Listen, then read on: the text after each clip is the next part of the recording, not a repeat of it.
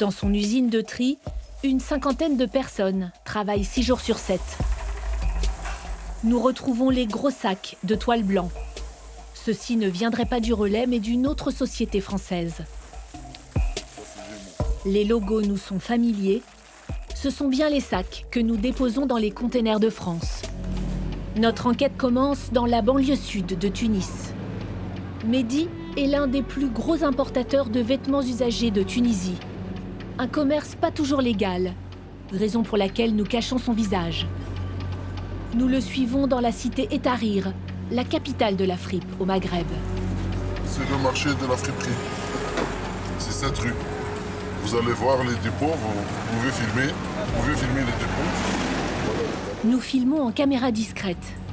Dans ces hangars, la marchandise que vend l'homme d'affaires. Des centaines de tonnes de vêtements usagés, empaquetés dans des ballots de toile. Une petite balle, elle est prête pour le vendre sur le marché local. Dans les souks, vous voyez. Il y a quelques centaines de boutiques. On va arrêter devant mon client. Comme ça, on va encasser ce qu'on a vendu hier.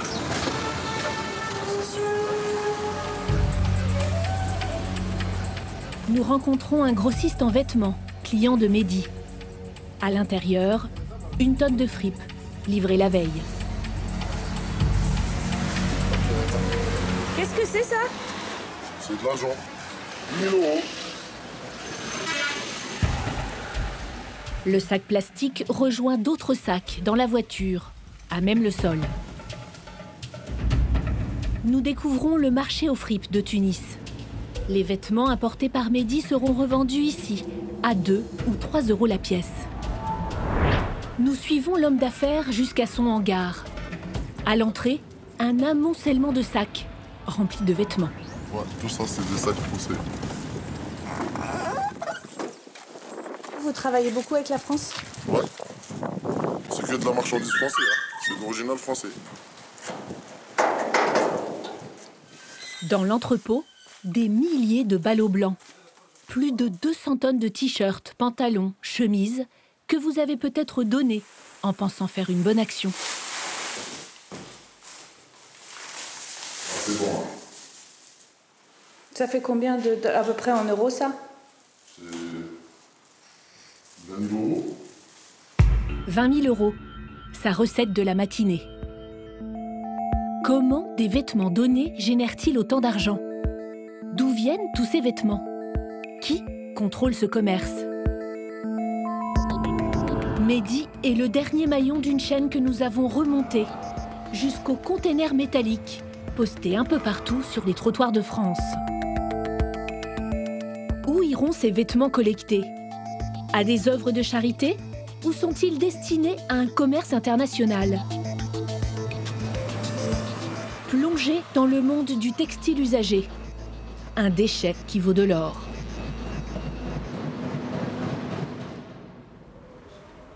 Chez les Lepage, à Puteaux, en région parisienne, l'été est la saison du tri. On trie les vêtements? Vous allez me dire ce que vous aimez encore, ce que vous mettez, ce qui est trop grand ou pas. Trop petit. Alors. Agnès et ses 2 petites filles préparent des sacs de vêtements qu'elles vont donner. Trop petit. Ce pull-là. Ah bah celui-là, il est trop petit. Ouais. Ça aussi, c'est beaucoup trop petit. Allez, on donne. Parfait. Tout est propre. Ça sent encore la lessive. Elles sont plutôt encore en bon état, hein. Bon là, elles sont froissées, mais je pense que effectivement, ça peut servir à des gens qui sont dans le besoin. Agnès apporte beaucoup de soins à ses vêtements qui ne sont pas destinés à des personnes de son entourage. Alors, on va faire un sac avec les grandes chemises. Tu prends celui-là, Valentine? Oui. Allez, on y va les filles. Comme 20 millions de Français cette année, elle les dépose dans un container près de chez elle. Oh là là, c'est plein, il y a le container, il est plein. Il n'y a plus de place, là. Ah, mais c'est parce que c'est bloqué. Et bah, regarde, on est dans les trucs. Comme ça. Et ça ferme pas? Bon. Vous faites ça souvent? J'essaye de le faire aussi souvent que possible, oui. Parce que je trouve que c'est normal que ça aille à des gens qui aient besoin, ou qui soient dans le besoin, qui n'aient pas suffisamment d'argent pour se vêtir. Ça me paraît normal. Allez, ouais. En 2013, en France, près de 200 000 tonnes de vêtements usagés ont été déposés dans des containers comme celui-ci. Notre enquête commence dans le nord de la France, à Bruay-la-Buissière, près de Béthune. Il est 8h30 du matin, Thierry et Frédéric démarrent leur tournée. Ils travaillent comme collecteurs pour le Relais, leader de la récupération de vêtements depuis 30 ans. On a une feuille de route par rapport aux différents emplacements qu'on doit effectuer et on doit essayer d'en faire le plus possible sur la journée.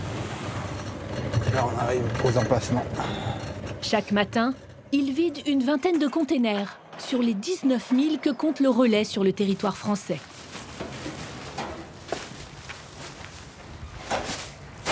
Attends, je vais me mettre à l'intérieur. Hop. Le lundi est la plus grosse collecte de la semaine. Les habitants profitent du week-end pour vider leurs armoires. Et à la fin de la tournée, leur camion est plein à craquer. En une matinée, ils ont récupéré 3 tonnes de vêtements. On va essayer de faire tomber au maximum. Attention, attention.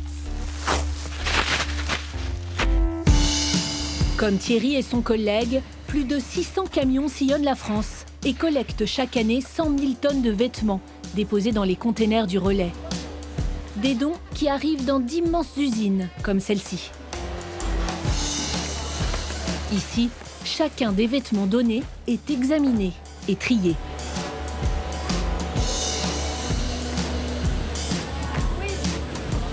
Voilà, c'est de la laine qui va dans le bac laine. Et ensuite, dans le bac d'avant, c'est tout ce qui est cuir.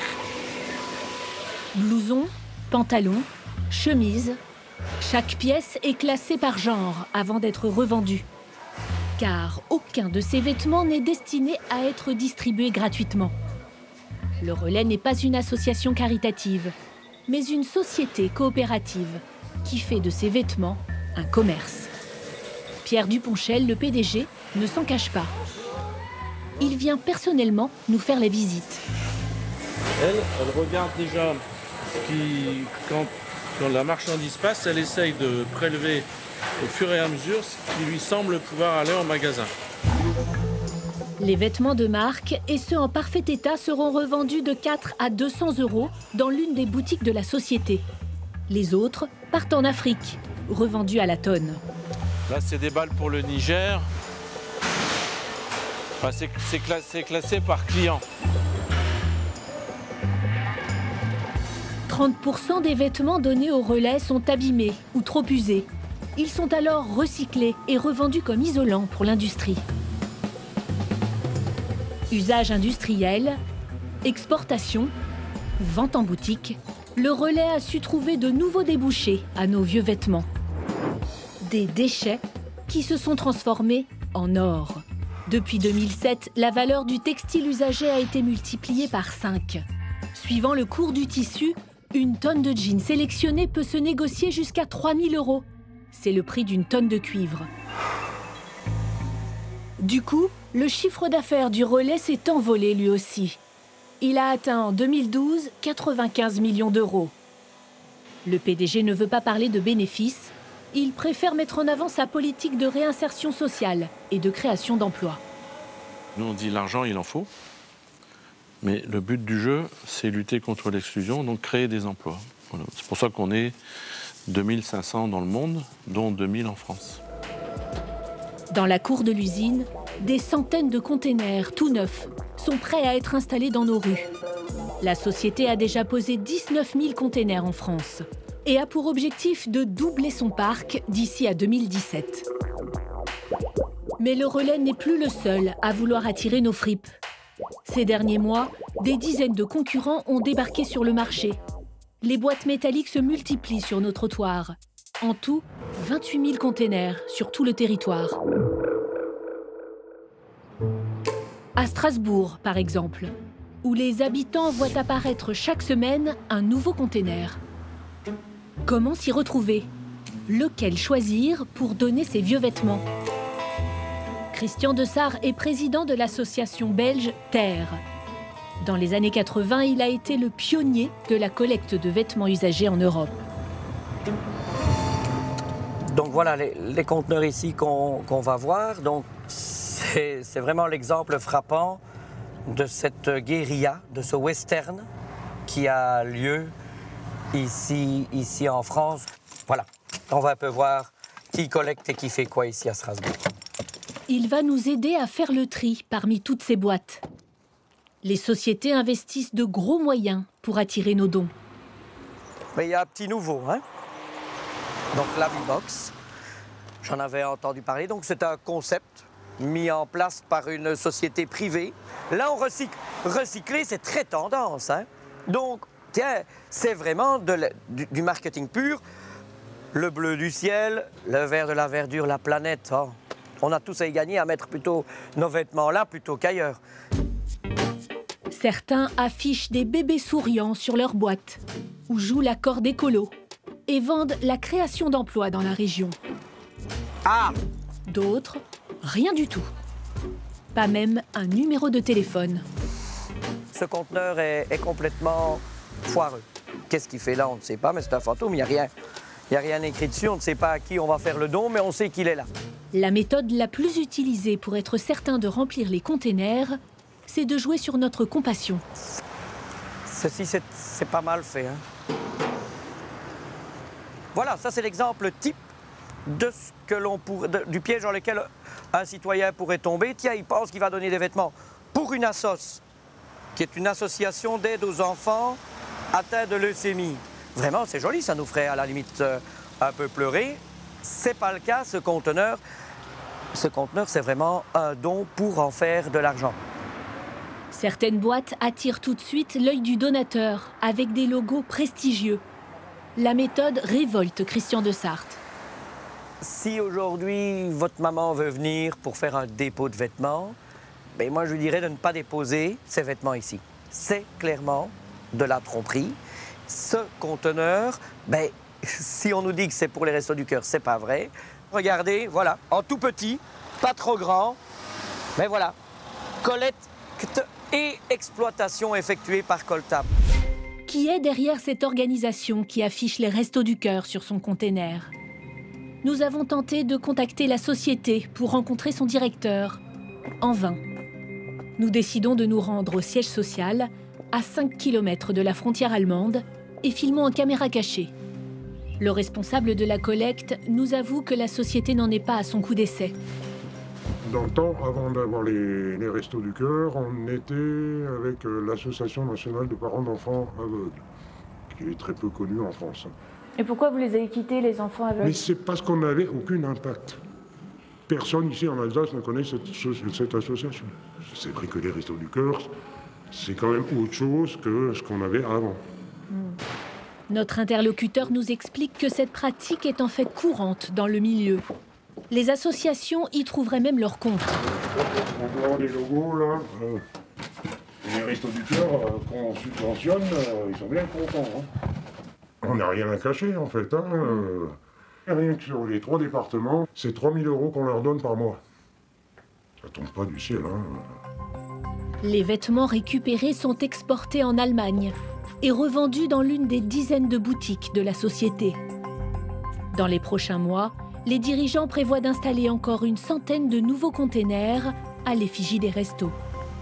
Les Restos du Cœur assument-ils cette alliance? Nous avons rencontré la directrice des Restos de Strasbourg. Elle semble un peu gênée d'aborder le sujet. Ce qui mélange, c'est qu'il y a la confusion, oui. C'est-à-dire que les personnes, il faut pas, c'est vrai, elles s'imaginent, certaines personnes peuvent penser que le manteau qu'elles mettent dedans ira sur le dos d'une personne. Bon, et par contre, nous, on est un peu actuellement en négociation avec cette entreprise pour que l'on précise bien sur les conteneurs que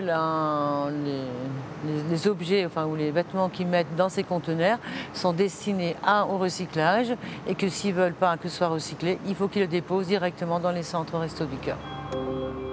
Voit-elle d'un bon œil cette pratique déjà courante chez la concurrence? Moi, ça me gêne, mais d'un autre côté, pourquoi c'est juste, il faudrait que ça se montre, que ça gêne pour tout le monde, et pas uniquement pour les restos. Les Restos du Cœur ne sont pas les seuls à louer leur image. La Croix-Rouge, les Paralysés de France ou le Secours catholique s'affichent aussi sur ces boîtes métalliques. Nous retrouvons Christian de Sarthe devant un container du relais. L'entreprise a été la première à passer un contrat avec une association caritative. Pour chaque tonne collectée, le relais reverse 1 € à Emmaüs. Il est sûr que mettre Emmaüs, au niveau de l'image de marque, est quelque chose qui a aidé et qui est toujours, bien entendu, le relais. C'est la foire d'empoigne totale où on a le monde associatif qui est en train de se faire doubler par le privé qui veut absolument s'approprier le textile et les kilos de textile que nous consommons. Ça, c'est une certitude. Nos vieux vêtements, une mine d'or que s'arrachent entreprises privées et associations. Y en aura-t-il pour tout le monde? Au cœur de cette bataille de chiffonniers, des petites associations locales risquent de mettre la clé sous la porte. À Moulins, dans l'Allier, l'association Indigène soutient les personnes handicapées et réinsère une dizaine de jeunes en difficulté. Ce qui est bon, vous le mettez d'un côté, et ce qui n'est pas bon, c'est un tas là. Jusqu'à l'année dernière, Jean-Yves et Isabelle Léger faisaient vivre leur association avec des meubles récupérés, mais surtout grâce aux vieux vêtements que les habitants de la région leur apportaient. Et puis tout s'est arrêté. On a vu arriver à Moulins, sur l'agglomération de Moulins, des privés, des gros qui arrivaient avec une puissance, avec les containers, avec un gros pouvoir. Et du coup, on s'est demandé ce qu'on allait devenir nous, parce que petites associations, on est quand même 7 associations sur l'agglo à récupérer du textile et à essayer de faire du social avec ce textile, essayer de générer tout un élan associatif avec tout un travail sur le terrain. Et on s'est dit, on va se faire manger. L'été dernier, le relais a installé 15 containers d'un coup, autour de Moulins. La petite association n'avait même plus assez de linge à donner aux familles dans le besoin. Tu me mets des draps, tu me mets un assortiment de draps, tu me mets un assortiment de draps pour enfants, puisqu'il y a des enfants. Et on va prendre des couvertures aussi. On donne, oui, bien sûr, on donne. On est là pour ça. On est là pour ça. On réfléchit pas, on donne. C'est des gens qui sont en grande précarité, c'est des gens qui ont besoin, donc forcément on donne. Pour protéger leur association, Isabelle et Jean-Yves vont contre-attaquer. T'as les conventions, t'as tout ça? J'ai les conventions, j'ai les cadenas. D'accord. Et utiliser les mêmes armes que leurs concurrents. On part à la guerre, oui. J'ai l'armée. Allez. J'ai mon armée là, donc tout va bien. Oui. Ils ont décidé d'installer une dizaine de containers à vêtements sur les trottoirs de Moulins. Mais avant de poser ces boîtes sur l'espace public, Jean-Yves passe demander l'autorisation à la mairie. Merci. Bonne fin de journée, au revoir. Selon lui, ses concurrents ne seraient pas tous aussi réglo. Il y en a, ils posent des containers et ils font les demandes après. Il y en a qui demandent aussi pour une pause de, mettons, 2 containers, et puis on en voit surgir 10, 12, 18, et ils partent du principe après, une fois qu'ils sont posés, c'est pas facile à les faire enlever. Donc voilà, moi je préfère demander avant, poser après, quitte à ce que ça prenne plus de temps, mais au moins on est dans les règles vis-à-vis, et puis je veux dire, c'est tout simplement par respect vis-à-vis des gens, quoi. Et en arrivant à l'emplacement prévu, il doit encore jouer des coudes. Là, on le décale. Mettez là. Les gars.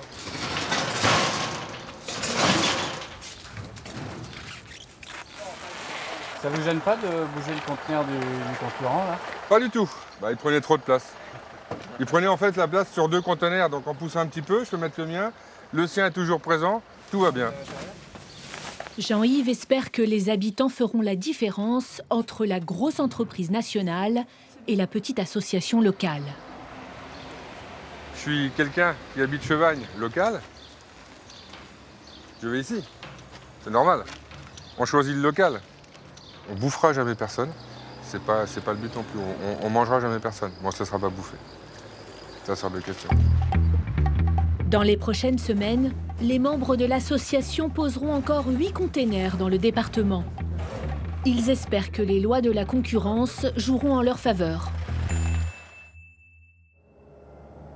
Toutes les sociétés de collecte ne sont pas aussi loyales. Depuis l'année dernière, la bataille a même pris une étrange tournure. Bondy, dans le nord de Paris, au siège de la société Veteco. Installer des conteneurs sur l'aéroport de Paris, c'est quelque chose qui peut se faire très vite, mais sur les 2 aéroports. Les fondateurs de cette jeune entreprise ont des idées, et ça marche. Depuis 4 ans, ils ont installé plus de 800 containers, et chaque semaine, ils décrochent de nouveaux marchés. Déjà, on a eu la confirmation pour la ville de Chalette, sur Loing, dans le Loiret, pour installer les conteneurs à partir de la semaine prochaine. Donc il y a une vingtaine de conteneurs à installer la semaine prochaine. Plus... Oui, c'est pas mal, hein? Ouais, c'est bien, c'est bien. Leur créneau, c'est d'implanter des containers là où la concurrence ne va pas, de préférence en banlieue parisienne. On est sur le 93, le 94, mais aussi autour de Cergy, les Mureaux. Rien ne semble freiner leur développement. Et pourtant, depuis plusieurs mois, ils doivent retirer certains points de leur carte. Aujourd'hui, malheureusement, il y a 2 semaines, on nous a enlevé, on nous a piqué 3 conteneurs sur Shell. Ça fait presque une quinzaine sur un an qui nous ont été dérobés. Donc ça commence à faire à 800 € le conteneur. Vous imaginez qu'on est déjà à 12 000 € de perdus. Pour une entreprise comme la nôtre, c'est beaucoup. Le directeur commercial veut nous montrer le parking où 2 de leurs containers auraient été volés. Au départ, nous en avions 4. Donc à un moment donné, il y en a 2 qui ont disparu. Et la même semaine, d'autres containers auraient fait leur apparition. Là, on est cernés. Donc 1 là-bas, 2 ici, et plus que 2 ici. Donc forcément, on ne pouvait pas se permettre de laisser que 2. On était obligé d'en rajouter, et du coup, on en a rajouté plus, parce que là, au moins, pour le coup, ça se voit. Ils soupçonnent donc ce concurrent. Vous les avez appelés, vos concurrents? Malheureusement, il n'y a pas du tout de... contact, et puis parfois, une fois, on s'est permis de l'appeler, et il nous a dit « Ah, c'est de bonne guerre ». Voilà. Le jeune entrepreneur n'a aucune preuve de ce qu'il avance. Il a donc déposé une plainte contre X. L'enquête n'a pour l'instant pas abouti. La société du 93 n'est pas la seule à voir ses containers disparaître. En France, l'année dernière, plus de 200 containers se sont volatilisés. Il semblerait que les sociétés de collecte aient décidé de mener elles-mêmes leur enquête. Nous retrouvons le PDG du Relais, dans ses locaux du nord de la France. En 2013, il s'est fait voler 112 containers. Avec l'aide de son responsable informatique, il a trouvé une parade. Une boîte, une carte téléphone, une grosse batterie, un aimant, et c'est parti. Ils équipent leurs containers d'une balise GPS. Nous, on a des caches spéciales, mais on va pas les dire. Ce modèle-là, je sais pas trop. Je sais pas trop, il faudrait farfouiller un peu. Là, il y a une possibilité. Après, il y a le truc tout bête. Voilà. Bon, maintenant que vous le savez, on le mettra plus là. C'est un container sur combien qui est équipé? Non, mais... Vous voulez rien nous dire, en fait? Ben non, c'est pas ça. À vous aussi? Ah oui, c'est pas la question. À tous les concurrents, non. Des traceurs GPS qui permettent de suivre minute par minute et au mètre près l'emplacement de leur boîte. Le service juridique du Relais a pu ainsi remonter la piste de 90 containers disparus. Et on suit son itinéraire. Et retrouvés dans le hangar d'un concurrent au Portugal. La concurrence, c'est quelque chose de normal hein, quand elle est loyale. Là, on est dans de la concurrence déloyale, mais on est dans le domaine du pénal, c'est du vol, enfin, c'est un délit, enfin, je sais pas, délit. Ce sont des méthodes de voyous. C'est des méthodes, voilà. La bataille est loin d'être finie. Le prix du textile peut encore grimper. Et une exception française attire toutes les convoitises. C'est l'éco-contribution textile. Un dispositif mis en place en 2008 pour encourager le recyclage des vêtements. À chaque vêtement que nous achetons, un demi-centime d'euro est prélevé. Avec plus de 2,4 milliards vêtements achetés tous les ans, cela donne une cagnotte de 13 millions d'euros. Une somme redistribuée chaque année à toutes les entreprises qui trient des vêtements français, même aux entreprises étrangères. Il suffit qu'elles soient européennes. Nous décidons d'aller filmer dans l'un des plus gros centres de tri d'Europe, aux confins de l'Union européenne, près de la frontière biélorusse, à Vilnius, en Lituanie. Dans ce bâtiment ultramoderne, des camions déchargent chaque jour des centaines de tonnes de vêtements. Ils viennent de tout le continent et depuis quelques mois, de France. La direction a refusé notre demande d'interview. Nous filmons en caméra cachée sous l'œil du vigile qui nous barre l'entrée. La responsable de l'usine finit par sortir pour nous parler. They buy in France and they go to come here to do the sorting? Yes. Okay, and do you know how many tons? No, I don't. In each truck there is different kilos. It depends on the truck's possibilities and trucks like that. And every week they go to France? So I cannot say. It's because this subvention, public subvention. Sorry, maybe I don't understand. Why are you so secret? No, it's not a secret. I just saying because I cannot say all the information what we are doing here.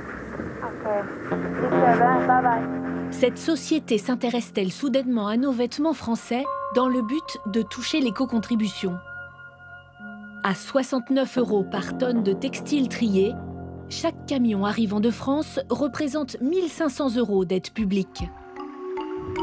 Comme ces Lituaniens, des Hongrois, des Allemands ou des Espagnols enverraient leurs camions récupérer des vêtements chez nous. Que se passe-t-il réellement dans ces usines? Recycle-t-elle vraiment les vêtements comme les incite l'éco-contribution? À Paris, nous posons la question au président d'EcoTLC, l'organisme qui distribue cette aide. Comment vous êtes sûr qu'ils trient vraiment et qu'ils ne revendent pas ça pour faire de l'argent? Toute entreprise doit justifier la réalité de sa production et la traçabilité de sa production. Nous avons les justificatifs de reprise de ces matières. Des factures, par exemple? Par exemple, des factures, mais pas uniquement que des factures, des bons de transport, des documents qui attestent que des volumes de matière ont été effectivement échangés entre les entreprises. Pour toucher l'éco-contribution, il suffit donc aux entreprises de déclarer en ligne le nombre de tonnes qu'elles ont triées. Un système déclaratif basé sur la confiance. Mais l'organisme n'aurait pas les moyens d'effectuer des contrôles surprises sur le terrain. Comment être sûr alors que ces vêtements sont réellement triés et recyclés? Nous partons dans l'une des régions où les Français donnent le plus de vêtements, près d'Avignon, en Provence. Devant un hangar du relais, nous filmons un camion porte-container dans lequel sont chargés de gros sacs de vêtements. Nous entrons en caméra cachée. Au fond du hangar, un stock de petits sacs de vêtements, encore fermés, et des ballots blancs chargés dans le container. Nous demandons où part le camion. Ça va où, ça? Là, pour l'instant, on voit brûler. Ah, dans le Nord-Pas-de-Calais? Ah, si vous voulez. Non, je disais juste où ça allait. Je demandais juste où ça allait. Il m'a dit, ça va dans le nord de la France, c'est ça? Pour être trié. Pour être trié, oui.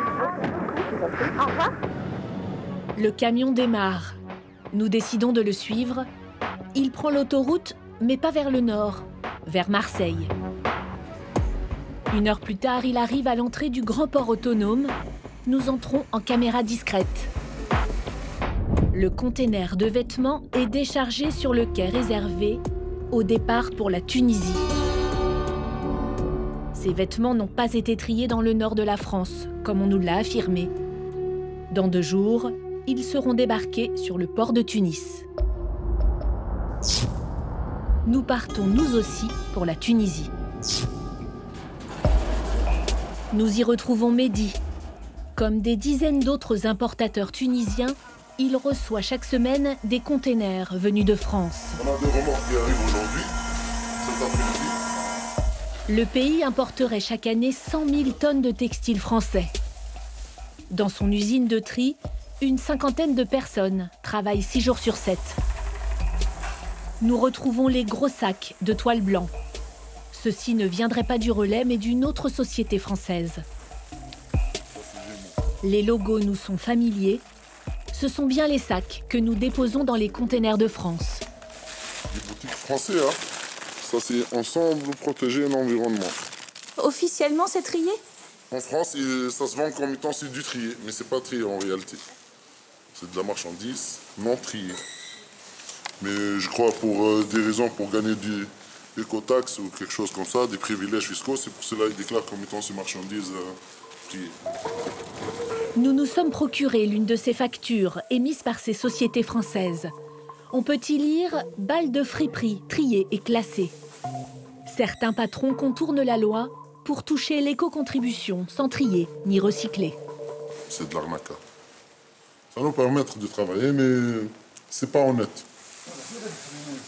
Dans la marchandise qui arrive de France, il y a même des vêtements déchirés ou tachés que Mehdi ne peut pas vendre. La poubelle, si on trouve dans la marchandise. Et qu'est-ce que vous allez en faire, vous, de tout ça? Ben, on les jette. On les jette. Nous voulons voir où il jette cette marchandise invendable. Environ 1/3 des vêtements qu'il rachète. Voilà, c'est tout ça, c'est de la poubelle. C'est de la friperie. Une montagne de déchets textiles, en état de décomposition, jetés dans un terrain vague. C'est les poubelles d'Europe qui viennent en Tunisie. Voilà. Chaque année, environ 30 000 tonnes de vêtements que nous donnons finiraient ici, dans ces décharges à tissus.